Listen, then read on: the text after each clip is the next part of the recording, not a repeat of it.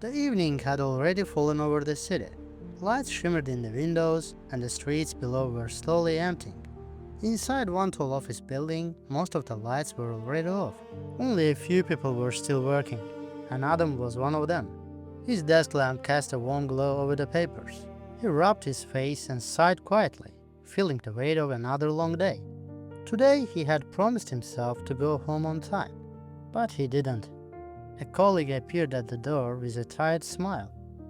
"Adam, could you help me finish this report?" He wanted to say no. He was exhausted. His head was heavy, and there were things waiting for him at home. But the usual, "Sure, no problem," slipped out before he even thought about it. He said yes, the same way he always did. He often did what others needed, not what he wanted.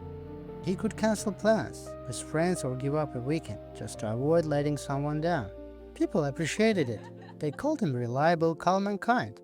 But inside, he felt more, and more like he was living someone else's life. One evening, after another quiet yes, he walked home through the empty streets.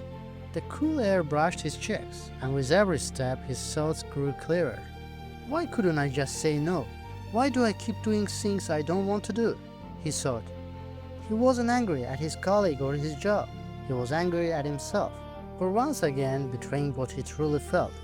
He came home, took off his coat, and as he passed the mirror, he stopped, as if trying to shake off the whole day. A tired man looked back at him with eyes that had lost their confidence. He tried to remember the last time he did something simply because he wanted to. He couldn't. Then he remembered a story his father once told him.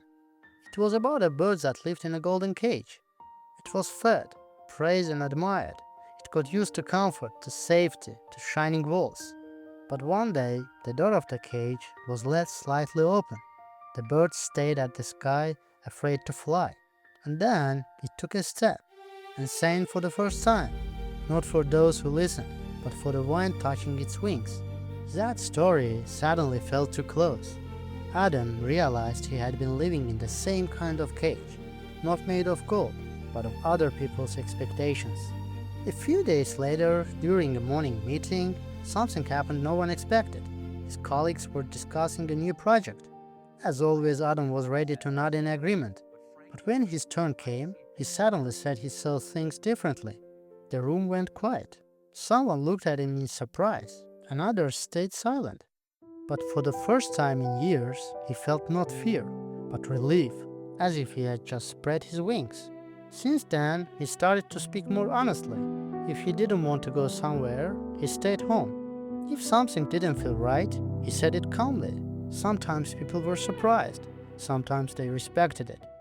But every time he felt closer to himself. Life around him stayed the same streets, the same office, the same faces. But he was no longer the same. He stopped being convenient and allowed himself the simple freedom to be himself.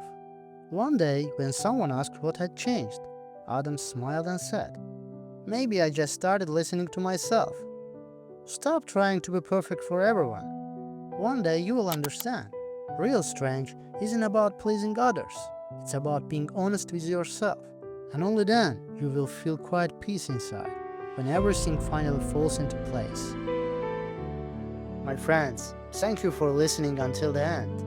Adam's story is a reminder that change doesn't happen in one day. It begins with one decision.